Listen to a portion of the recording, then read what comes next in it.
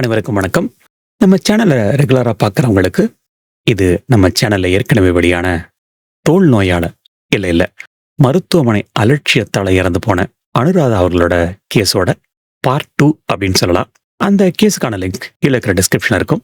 அதை பார்க்காம பார்த்தாலும் இது ஒரு தனி கேஸ் தான். பார்த்துட்டு பார்த்தீங்க அப்படின்னா ஒரு எமோஷனல் கனெக்ட் இருக்கும். இல்லைனாலும் பரவாயில்ல.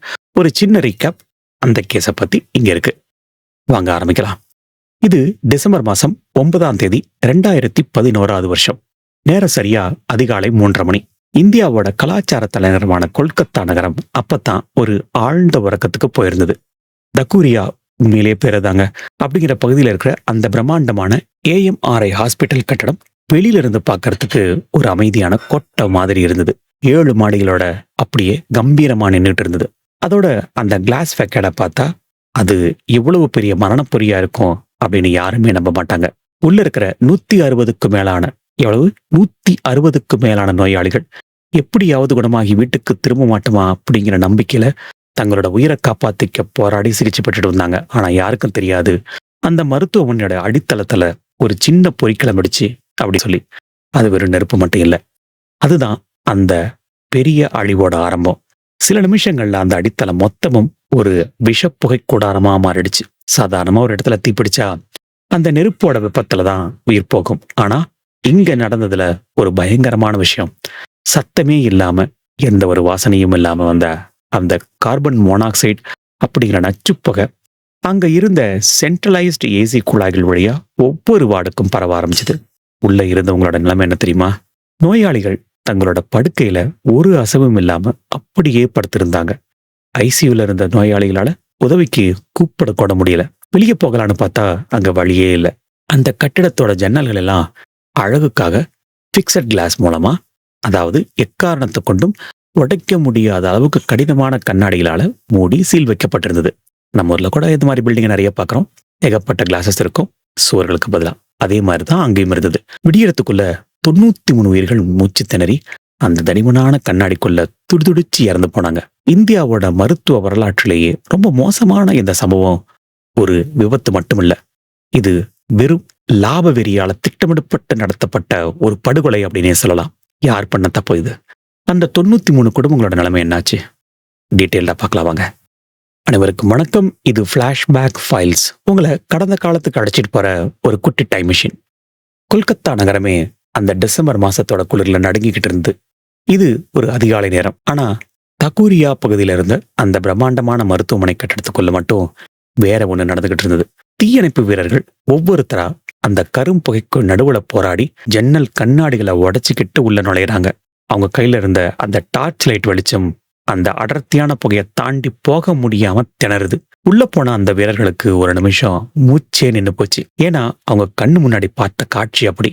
அங்க 2 இளம் பெண்கள் ஒரு நோயாளியோட படுக்கைக்கு பக்கத்திலேயே மயங்கி விழுந்து கிடந்தாங்க. அவங்க முகமெல்லாம் புகையால கருத்து போய் நீல நிறத்துக்கு மாறி போயிருந்தது. அவங்க கேரளால இருந்து பிழைப்பு தேடி வந்த ரம்யா ராஜப்பன் அண்ட் வினிதா PK அப்படிங்கிற 2 ஏஞ்சல்ஸ். அந்த வார்டு முழுக்க நச்சு புகை சொல்லிட்டு எல்லாரும் தப்பிச்சு ஓடின அந்த நேரத்துல இந்த 2 பொண்ணுங்க மட்டும் ஏன் அங்க நின்னாங்க? அவங்க நினைச்சிருந்தா அந்த ஜன்னல் வழியாவே இல்ல வேறொரு பக்கமாவோ தப்பிச்சிருக்கலாம். ஆனா அவங்க அப்படி பண்ணல. அந்த வார்டுல இருந்த 9 நோயாளிகள்ல 8 பேரை தூக்கிட்டு போய் ஜன்னல் ஓரத்திலையும் பாதுகாப்பான இடத்துலையும் பத்திரமா வச்சாங்க ரம்யா ராஜப்பன் அண்ட் வினிதா PK. ஒவ்வொருத்தரையும் தோல்ல சுமந்தும் இன்னொருத்தரை இழுத்துக்கிட்டும் அந்த நச்சு புகைக்கு நடுவுல அவங்க போராடுறதை நினைச்சு பார்த்தா இப்ப கூட நமக்கு மெய்சில் இருக்கும். எப்படியோ 8 பேர் ஓரளவுக்கு பாதுகாப்பான இடத்துக்கு கொண்டு வந்ததுக்கு அப்புறம் கடைசியா அங்க ஒரு நோயாளி மட்டும் மீதம் இருந்தாங்க. அவங்களுக்கு காலில் எலும்பு முறிவு இருந்ததுனால அவங்களால நகரக்கூட முடியல.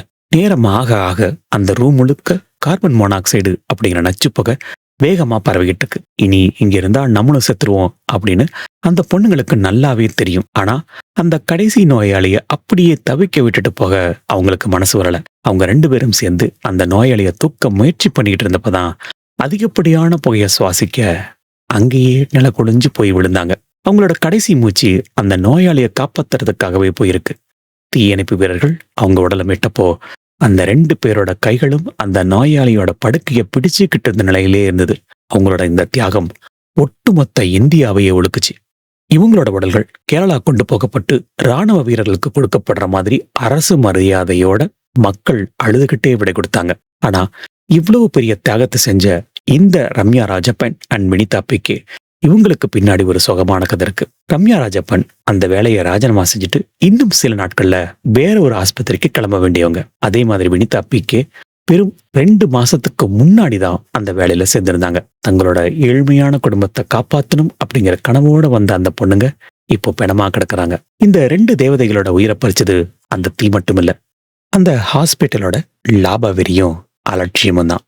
இப்படி தீ பரவிட்டு இருக்கிற இதே நேரத்துல தான் ஆர்த்தோபெடிக் வார்டுல முன்முன் சக்கரவர்த்தி அப்படின்னு 36 வயசு பெண்மணி படுத்திருந்தாங்க.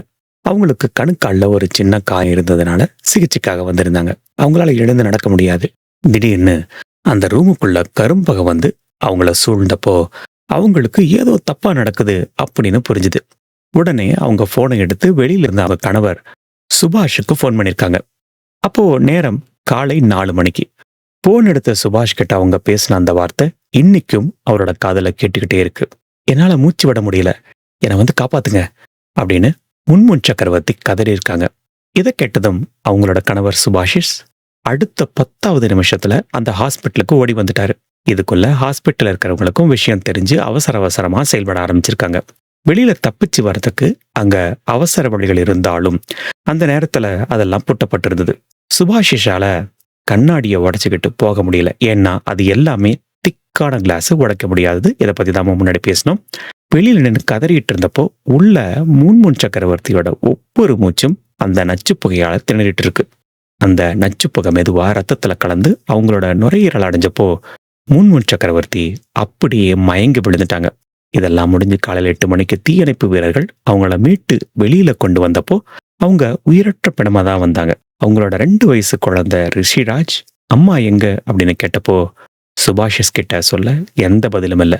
முன்முன் சக்கரவர்த்தி மாதிரி அங்க இருந்த 93 பேரும் வெறும் புள்ளி விவரங்கள் கிடையாது. அவங்க ஒவ்வொருத்தருக்கும் பின்னாடி ஒரு பெரிய கனவும் குடும்பமும் இருந்தது. அவங்க எல்லாரையும் தீய விட அந்த புகையில வர மரண பயம்தான் அதிகமா வாட்டியிருக்கு. ஆனா இந்த தீ விபத்து நடந்தப்போ பக்கத்துல இருந்த மக்கள் உதவ ஓடி வந்தோம், அவங்களால எதுவுமே செய்ய முடியல. அங்க இருந்த செக்யூரிட்டி கார்டு செஞ்ச ஒரு பெரிய தப்பு தான் இந்த 93 மரணங்களுக்கும் மிக முக்கியமான காரணமா அமைஞ்சது. இதுல இன்னொரு முக்கியமான விஷயமும் கவனிக்கணும். அந்த காலை நேரத்துல ஆஸ்பத்திரிக்கு வெளியில தகூரியா பகுதியில இருந்த அந்த குடிசை பகுதி மக்கள் தான் முதல்ல ஏதோ தப்பு நடக்குது அப்படின்னு சொல்லி கவனிச்சிருக்காங்க.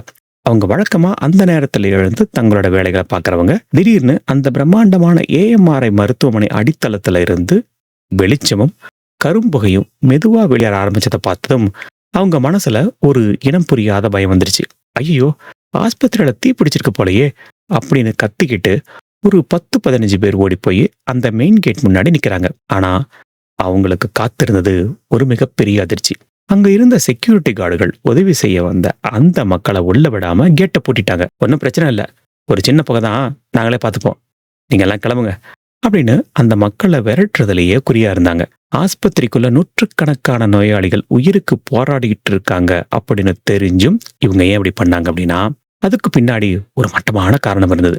நிர்வாகம் ஊழியர்களுக்கு ஒரு ரகசியமான உத்தரவு போட்டிருந்தது. அதாவது என்ன பிரச்சனை நடந்தாலும் தீயணைப்பு துறைக்கு மட்டும் தகவல் சொல்லக்கூடாது, ஏன்னா அது வெளியே தெரிஞ்சா ஆஸ்பத்திரியோட பேரு கெட்டு போயிடும் அப்படின்னு ஒரு வாய்மொழி உத்தரவு இருந்திருக்கு. அது மட்டும் இல்லாம 2 மாசத்துக்கு முன்னாடி இதே மாதிரி ஒரு சின்ன தீ விபத்து நடந்தப்போ உடனே தீயணைப்பு துறைக்கு போன் பண்ணின ஒரு செக்யூரிட்டிய நிர்வாகம் சஸ்பெண்ட் பண்ணியிருந்தாங்க. நம்ம ஏன் வம்பு விலைக்கு வாங்கணும், வேலையை விட்டு எடுத்துட்டா என்ன பண்றது அப்படின்னு அந்த ஊழியர்களோட பயம்தான் 93 பேரோட உயிரை காவு வாங்க போகுதுன்னு அப்ப யாருக்கும் தெரியல. கிட்டத்தட்ட 40 நிமிஷங்கள் அந்த பொன்னான நேரத்தை அவங்க வீணடிச்சாங்க. மணி 4:10க்கு மேல நிலைமை மொத்தமா கையை மீறி போய் புகை மொத்த கட்டடத்தையும் முழுங்கனத்துக்கு அப்புறம்தான் தீயணைப்பு துறைக்கு முதல் போன் பண்ணிருக்காங்க. அந்த சத்தம் கேட்டு வண்டிகள் வந்தப்போ அங்க இன்னொரு தலைவலி காத்துக்கிட்டு இருந்தது. ஆஸ்பத்திரிக்கு போற அந்த சந்து ரொம்ப சின்னதா இருந்ததுனால பெரிய தீயணைப்பு வண்டிகளால உள்ள உட்கார முடியல. ஹைட்ராலிக் கேணிகள் விரிக்க கூட அங்க கொஞ்சம் கூட இடமில்ல. ஆனா அந்த தகூரியா பகுதி குடிசை மக்கள் சும்மா விடல. செக்யூரிட்டி தடுக்கிறதையும் மீறி மதிலேறி குதிச்சு உள்ள போனாங்க. ஆஸ்பத்திரி ஊழியர்கள் பல பேர் தங்களோட உயிரை காப்பாத்திக்க ஓடி ஒளிஞ்சப்போ இந்த ஏழை மக்கள் சாதாரண ஏணிகளை வச்சு கல்ல விட்டெறிஞ்சு அந்த தடிமனான கண்ணாடிகளை உடைச்சாங்க. நோயாளிகளை தங்களோட தோள்ல சுமந்துக்கிட்டு அந்த புகைக்கு நடுவில் அவங்க ஓடி வந்த காட்சி ஒரு போர்க்கள மாதிரி இருந்தது. ஒரு பக்கம் மக்கள் காப்பாற்ற முயற்சி பண்ணிட்டு இருந்தப்போ, இன்னொரு பக்கம் அந்த மருத்துவமனை நிர்வாகம் செஞ்ச ஒவ்வொரு தப்பும் 93 பேரையும் மரண வாசலுக்கு அனுப்பிக்கிட்டு இருந்தது. சரி, அந்த அடித்தளத்துல அப்படி என்னதான் இருந்தது? ஏன் இவ்வளவு பிரச்சனை வந்தது? அந்த டிசம்பர் 9ஆம் தேதி நைட்டு நடந்த மரணங்களுக்கு காரணம் ஒரு விபத்து மட்டுமில்ல. அது பல வருஷங்களா அந்த மருத்துவமனை நிர்வாகம் செஞ்ச திட்டமிட்ட அலட்சியம். சொல்லப்போனா ஏஎம்ஆர்ஐ மருத்துவமனை கட்டடம் ஒரு ஆஸ்பத்திரி மாதிரி இல்லாம ஒரு பெரிய டெத் ட்ராப் மாதிரி வடிவமைக்கப்பட்டிருந்தது. சட்டப்படி ஒரு ஹாஸ்பிட்டலோட பேஸ்மெண்ட் அப்படிங்கிறது கார்களை நிறுத்த பார்க்கிங் இடமா மட்டும் தான் இருக்கணும். ஆனா ஏஎம்ஆர்ஐ மருத்துவமனை நிர்வாகம் என்ன பண்ணியிருந்தாங்கன்னா, சுமார் 6000 சதுரடி கொண்ட அந்த மேல் தளத்தை, அதாவது அப்பர் பேஸ்மெண்ட்டை ஒரு பெரிய குடோன் மாதிரி மாத்தி வச்சிருந்தாங்க. அங்க என்னெல்லாம் இருந்ததுன்னு பார்த்தா நமக்கே பகீர்னு இருக்கும். சல்ஃபர் பைகார்பனேட் அப்படின்னு எரியக்கூடிய கெமிக்கல் பொருட்கள், பிவிசி பைப்ஸு, ஃபைபர் காயில் அப்படின்னு அந்த இடமே ஒரு வெடிமருந்து கிடங்கு மாதிரி இருந்தது. அது மட்டும் இல்லாம ஜெனரேட்டருக்கு தேவையான டீசல் பேரல்களையும், பழைய மெத்தைகள், மருத்துவ கழிவுகள்னு எல்லாத்தையும் அங்கேயே கொண்டு வந்து கூச்சி வச்சிருந்திருக்காங்க. இதையெல்லாம் இங்க வைக்கக்கூடாதுன்னு சொல்லி 2011 செப்டம்பர் மாசத்திலேயே தீயணைப்புத்துறை ஒரு எச்சரிக்கை நோட்டீஸ் அனுப்பியிருந்தது. டிசம்பர் 5ஆம் தேதிக்குள்ள இதையெல்லாம் காலி பண்ணணும் அப்படின்னு கேடுவம் விரிச்சிருந்தாங்க. ஆனா அத நிர்வாகம் தூக்கி குப்பை தொட்டில போடுற பேப்பர் மாதிரி அலட்சியமா தூக்கி எறிஞ்சாங்க. அந்த கெடு முடிஞ்சு சரியா 4 நாள் கழிச்சு அதே கோடோன் தான் 93 பேரோட உயிருக்கு எவனா மாறுச்சு. இந்த இடத்துல தான் அந்த மருத்துவமனையோட தொழில்நுட்ப தப்பு ஆரம்பிக்குது. சாதாரணமா ஒரு சென்ட்ரலைஸ்டு ஏசி அப்படின்னா அது கட்டடத்துக்கு தீ ஏற்பட்டா அந்த புகைய உடனே வெளியே தள்ளுறதுக்கு ஸ்மோக் எக்ஸ்ட்ராக்ஷன் சிஸ்டம் அப்படிங்கிற அமைப்பு கண்டிப்பாக இருக்கணும். ஆனா அந்த வசதி அங்க இல்ல.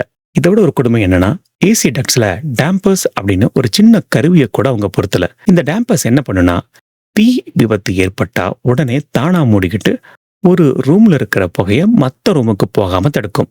இதுக்கு ஆகிற செலவை மிச்சப்படுத்தணும் அப்படின்னு நினைச்ச நிர்வாகத்தோட அந்த தப்பு தான் அந்த அடித்தளத்துல உருவான விஷப்புகை ஒரு சிம்னி மாதிரி ஒவ்வொரு ரூமுக்கும் கொண்டு போச்சு. நோயாளிகள் தூங்கிக்கிட்டு இருந்த ரூம்களுக்கு ஜில்லுன்னு காத்து வர்றதுக்கு பதிலா மரணத்தை சுமந்துக்கிட்டு கார்பன் மோனாக்சைடு உள்ள புகுந்தது.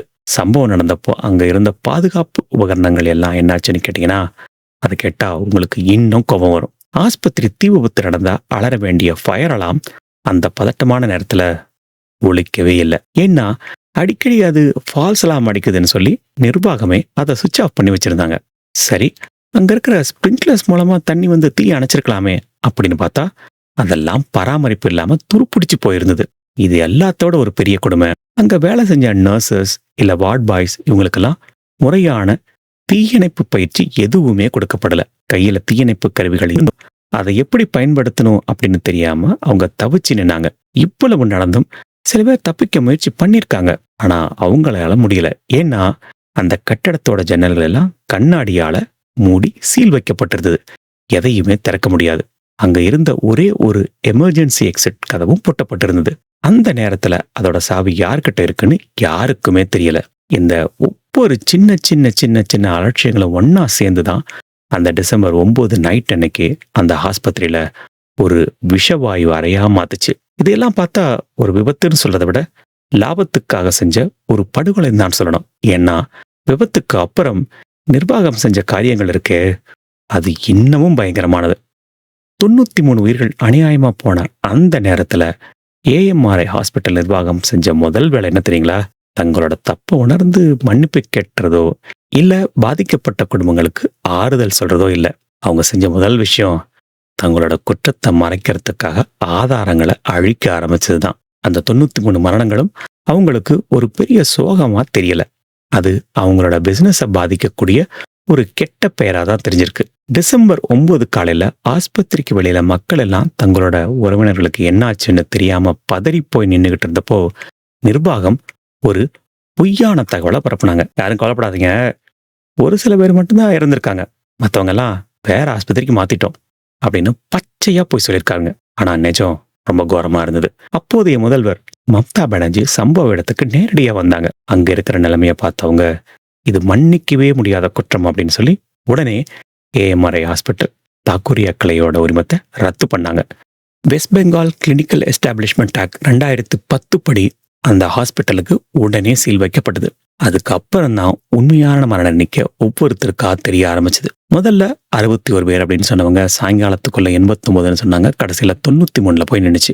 இதே நேரத்துல உள்ள இன்னொரு சதியும் நடந்துகிட்டு இருந்தது. போலீஸ் உள்ள வந்து விசாரிக்கிறதுக்கு முன்னாடியே அந்த ஹாஸ்பிட்டலோட HR டிபார்ட்மெண்ட்ல இருந்த முக்கியமான ஃபைல்கள் எல்லாம் அழிக்கப்பட்டது. யாரெல்லாம் அன்னைக்கு வேலையில இருந்தாங்க, அந்த அடித்தளத்துல என்னென்ன பொருட்கள் அடுக்கி வைக்கப்பட்டிருக்கு, யார் ஆர்டர் போட்டது அப்படிங்கிற விவரங்கள் அடங்கிய கோப்புகளை தேடி தேடி கழிச்சு போட்டாங்க. அதோட நிக்காம அங்க இருந்த சென்ட்ரல் சர்வர் சிஸ்டத்தையும் வேணும்னே சேதப்படுத்தினாங்க. HR ஆவணங்கள் இல்லை அப்படின்னா விபத்து நடந்தப்போ அங்க வேலை செஞ்ச ஊழியர்கள் யாரு அப்படின்னு யாராலையும் கண்டுபிடிக்க முடியாது அப்படின்னு அவங்க கணக்கு போட்டாங்க. இதோட முடியல. விபத்து நடந்து 48 மணி நேரம் கழிச்சு, அதாவது டிசம்பர் மாசம் 11ஆம் தேதி ஞாயிற்றுக்கிழமை அன்னைக்கு அந்த சீல் வைக்கப்பட்ட கட்டடத்துல இருந்து மறுபடியும் புகை வர ஆரம்பிச்சது. தீயணைப்புத்துறை தான் எல்லாத்தையும் அணைச்சிட்டாங்களே, அப்புறம் எப்படி மறுபடியும் புகை வந்தது அப்படின்னு எல்லாருக்கும் சந்தேகம் வந்தது.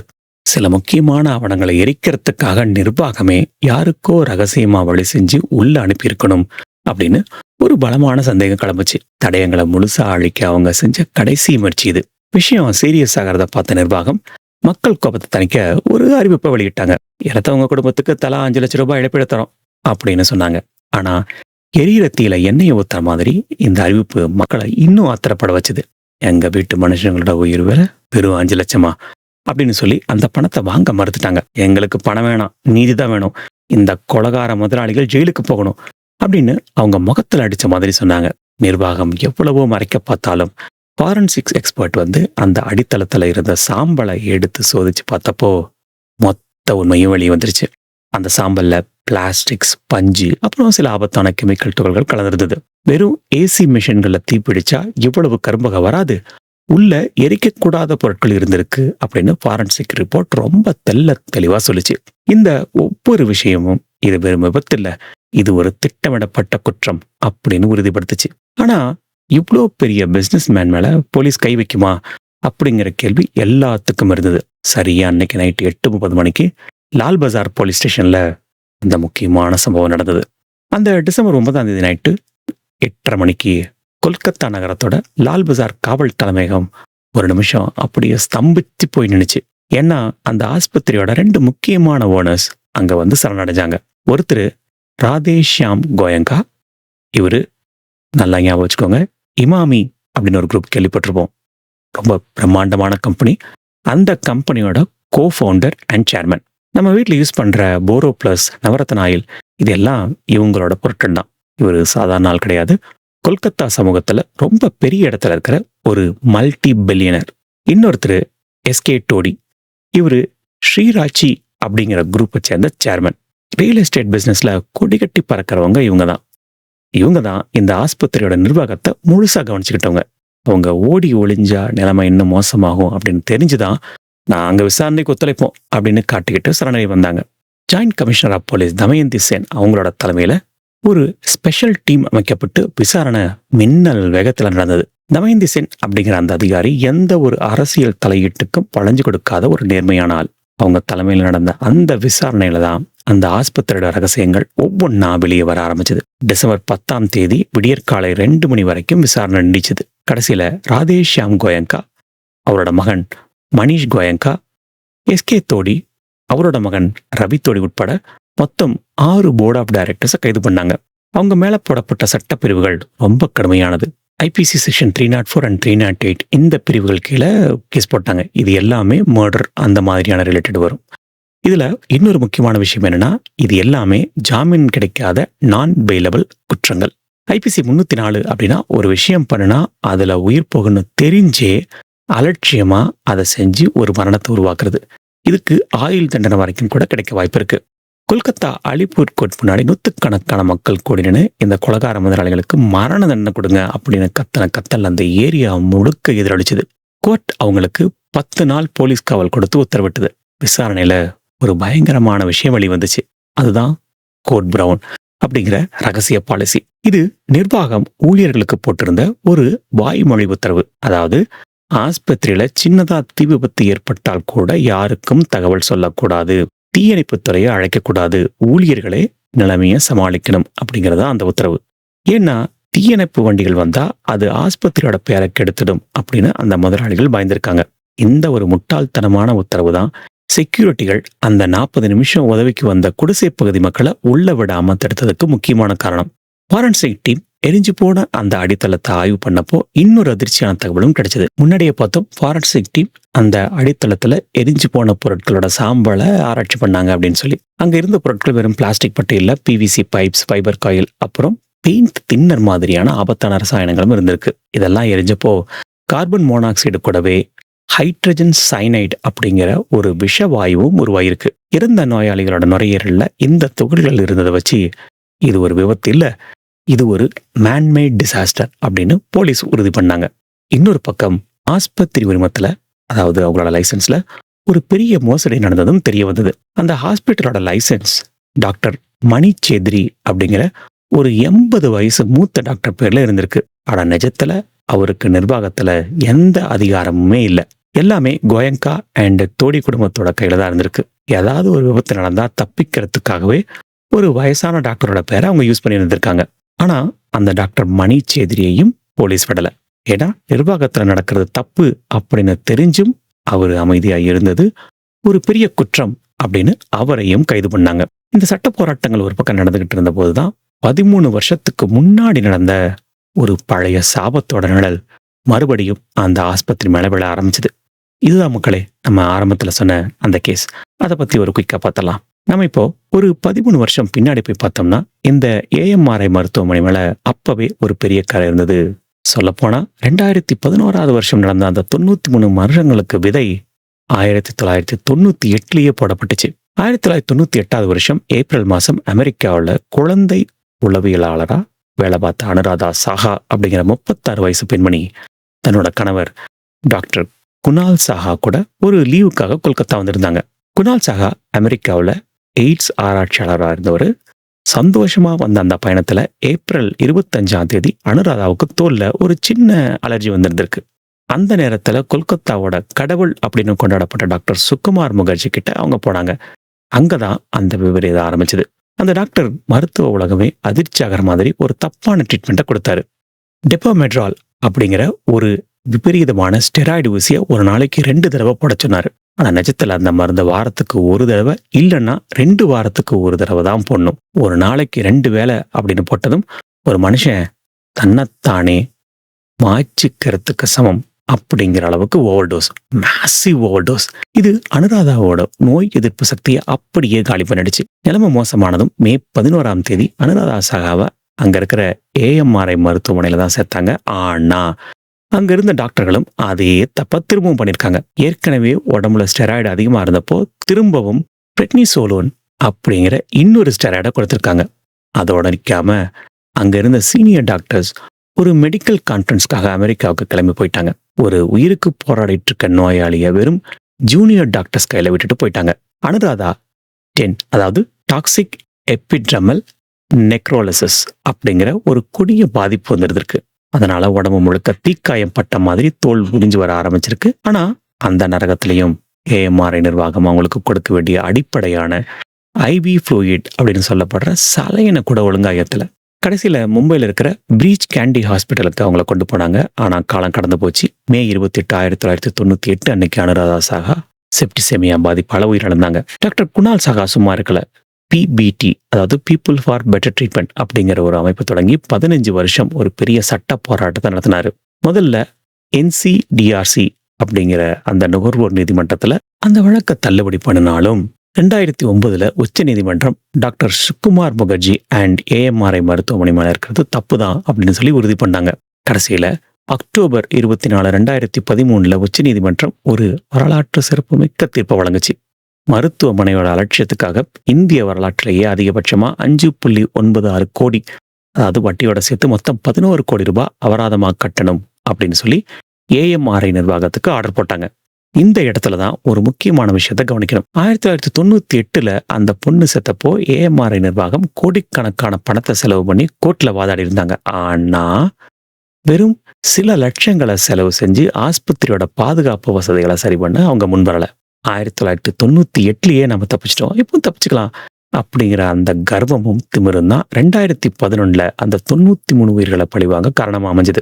ஒரு எச்சரிக்கையும் அவங்க மதிக்க கூட இல்லை. அந்த அலட்சியத்தோட விளைவு என்னன்னா அந்த 93 குடும்பங்கள். சரி, இப்போ அந்த 93 குடும்பங்களோட நிலைமை என்ன? இதுக்கெல்லாம் காரணமா இருந்த அந்த ஹாஸ்பிட்டல் நிர்வாகத்து மேல சட்டம் பாஞ்சுதான்னு பார்த்தா அது ஒரு பெரிய கண்ணீர் கதை தான். கைது செய்யப்பட்ட அந்த பெரிய முதலாளிகள்லாம் லாக்அப் கொள்ள ரொம்ப நேரம் இருப்பாங்கன்னு எல்லாம் எதிர்பார்த்தாங்க. ஆனா ஜாமீன் அப்படிங்கிற ஒண்ணு அவங்கள ரொம்ப சீக்கிரமா கை கொடுத்தது. February 2, 2012 அந்த ஆஸ்பத்திரியோட நிர்வாக இயக்குனர் டாக்டர் மணிச்சேத்ரா முதல்ல ஜாமீன்ல வெளியே வந்தாரு. இவங்களுக்கு தான் சட்டத்தை வளைக்க தெரியுமே, என்னதான் நான் வேலபிள் அரெஸ்ட் பண்ணாலும். அதுக்கப்புறம் ஏப்ரல் மாசம் மணி கோயங்கா அண்ட் ரவி தோடி 2 பேருக்கும் ஜாமீன் கிடைச்சது. கடைசியா ஏப்ரல் 12 அந்த ஹாஸ்பிட்டலோட முக்கிய நிர்வாகியா இருந்த எஸ்கே தோடி அவருக்கும் 124 ஜெயிலுக்கு அப்புறம் வெளியே வந்துட்டாரு. 93 உயிர்கள் போன ஒரு வழக்கை விசாரிச்சு தீர்ப்பு வர்றதுக்குள்ளேயே முக்கிய குற்றவாளிகள் எல்லாம் வெறும் 4 மாசத்துல வெளியே வந்தது பாதிக்கப்பட்ட குடும்பங்களுக்கு ஒரு பெரிய ஐடியா இருந்தது. சட்டம் தன்னோட கடமையை செய்யும் அப்படின்னு நம்பின அவங்களுக்கு இது ஒரு பெரிய ஏமாற்றம் தான். அதுக்கப்புறம் இந்த வழக்கு அப்படியே ஆமவேகத்தில் நகர ஆரம்பிச்சது. விபத்து நடந்து 5 வருஷம் கழிச்சு, அதாவது ஜூன் 30, 2016 தான் அலிப்பூர் கோர்ட் இந்த வழக்குல அதிகாரப்பூர்வமான குற்றச்சாட்டுகளை பதிவே பண்ணாங்க. மொத்தம் 16 பேர் மேல குற்றம் சுமத்தப்பட்டது. IPC 304 அப்படிங்கிற அந்த பிரிவோட தீவிரத்தை வச்சு பார்த்தா அவங்களுக்கு 10 வருஷம் வரைக்கும் சிறை தண்டனை கிடைக்க வாய்ப்பு இருக்கு. ஆனா இன்னைக்கு 2026 தாண்டியும் இந்த வழக்கு முடிவில்லாம நிலுவையில தான் இருக்கு. குற்றவாளிகள் எல்லாம் ஜாமீன்ல சுதந்திரமா வெளியே சுத்திட்டு தான் இருக்காங்க. ஆனா தங்களோட அன்புக்குரியவங்களை இழந்த குடும்பங்கள் இன்னும் நீதிமன்றத்துல நீதிக்காக காத்துட்டு இருக்காங்க. இருந்தாலும் இந்த AMRI மருத்துவமனை விபத்து இந்தியா முழுக்க ஒரு பெரிய விழிப்புணர்வை ஏற்படுத்துச்சு அப்படிங்கிறத யாராலையும் மறுக்க முடியாது. இந்த விபத்துக்கு அப்புறம்தான் வெஸ்ட் பெங்கால் அரசு கிளினிக்கல் எஸ்டாப்ளிஷ்மெண்ட் ஆக்ட் அப்படிங்கிற அந்த ஆக்டை ரொம்ப கடுமையான மாற்றங்களை கொண்டு வந்தாங்க. இப்போ இந்தியாவில் இருக்கிற எந்த ஒரு ஆஸ்பத்திரியா இருந்தாலும் முறையான தீ பாதுகாப்பு தணிக்கை, அதாவது ஃபயர் ஆடிட் பண்ணாம இயங்க முடியாது அப்படிங்கிற நிலைமை உருவாச்சு. ஒரு காலத்துல NOC வாங்கிறது அப்படின்னா வெறும் பேப்பர் அப்படிங்கிற வேலையா மட்டும் இருந்தது. ஆனா இப்போ அது உயிர் பாதுகாப்பு விஷயமா மாறிடுச்சு. அது மட்டும் இல்லாம பெரிய கார்ப்பரேட் நிறுவனங்களுக்கு ஒரு பாடம் கிடைச்சது. நாங்க வெறும் நிர்வாகம் தான் பாக்குறோம் அப்படின்னு முதலாளிகளை இனி தப்பிக்க முடியாது. ஹாஸ்பிட்டலோட லாபத்துல பங்கு இருக்கிற மாதிரி அதோட பாதுகாப்புலையும் இவங்களுக்கு பங்கு உண்டு அப்படிங்கிறத இந்த வழக்கு உறுதி பண்ணுச்சு. இந்த ஒட்டுமொத்த போராட்டத்தோட நிஜமான ஹீரோக்கள் யாருன்னு பாத்தீங்கன்னா அது அந்த பாதிக்கப்பட்ட குடும்பங்கள் தான். அவங்க AMRI ஃபயர் விக்டிம் அசோசியேஷன் அப்படிங்கிற ஒரு அமைப்பு உருவாக்கி 12 வருஷங்களுக்கு மேல இன்னைக்கும் நீதிக்காக போராடிட்டு வராங்க. அவங்க கேட்கறது வெறும் பணமோ இல்லை இழப்பீடோ கிடையாது. எங்க வீட்டு மனுஷங்களை எங்களால திருப்பி கொண்டு வர முடியாது, ஆனா இனி ஒருத்தருக்கும் இந்த மாதிரி நிலைமை வரக்கூடாது அப்படிங்கிறது தான் அவங்களோட ஒரே வேண்டுகோள். அவங்களோட அந்த வைராக்கியமான போராட்டம் தான் அனுராதா சாகா வழக்குல 11 கோடி ரூபாய் இழப்பீட்டை பெற்று தந்தது. இன்னைக்கு அந்த தக்கூரியா பக்கம் போனோம்னா அந்த AMRI மருத்துவமனை புதுப்பிக்கப்பட்டு கம்பீரமா இயங்கிக்கிட்டு இருக்கலாம். அந்த பழைய தழும்புகளை மறைக்க புது புது வர்ணங்கள் பூசிப்பட்டிருக்கலாம். ஆனா அந்த டிசம்பர் 9, 2011 அன்னைக்கு அந்த புகைக்கு நடுவுல சிக்கி தவிச்ச அந்த 93 ஆன்மாக்களோட அலறல் சத்தம் இன்னும் அந்த ஹாஸ்பிட்டலோட சுவர்கள்ல எதிரொலிச்சுக்கிட்டே தான் இருக்கும். லாபத்தை விட ஒரு மனுஷனோட உயிர் தான் ரொம்ப முக்கியம் அப்படிங்கிற கசப்பான பாடத்தை இந்தியாவுக்கு சொல்லிக் கொடுத்த அந்த நாளை நாம எப்பவும் மறக்கக்கூடாது. அந்த 93 உயிர்களுக்கும் தங்களோட கடமையை செய்யறதுக்காக உயிரை கொடுத்த ரம்யா அண்ட் வினிதா போன்ற தேவதைகளுக்கு நம்ம செய்யற உண்மையான மரியாதை என்ன தெரியுங்களா? பாதுகாப்பான ஒரு சூழலை உருவாக்குறதா. ஆல் ரைட் மக்களே, இந்த கேஸ் ஸ்டடி உங்களுக்கு ஒரு புதுவிதமான பார்வையை கொடுத்துருக்கோம் அப்படின்னு நம்புறேன். வேற ஏதாவது சுவாரஸ்யமான இல்லை மர்மமான வழக்கை பத்தி நான் பேசணும் நீங்க ஆசைப்பட்டா அதை கமெண்ட்ல சொல்லுங்க. இந்த வீடியோ உங்களுக்கு பிடிச்சிருந்தா லைக் பண்ணுங்க, உங்களோட ஃப்ரெண்ட்ஸ் அண்ட் ஃபேமிலிக்கு ஷேர் பண்ணுங்க, உங்களோட கருத்துக்களை கமெண்ட் பண்ணுங்க. இதை சப்ஸ்கிரைப் பண்ணாம பாக்குறீங்க அப்படின்னா மறக்காம சப்ஸ்கிரைப் பண்ணுங்க. மீண்டும் ஒரு இன்ட்ரெஸ்டிங்கான ரியல் இன்சிடென்ட்ல சந்திப்போம். அது வரைக்கும் உங்களோட உடல்நலத்தையும் மனநலத்தையும் பத்திரமா பார்த்துக்கோங்க.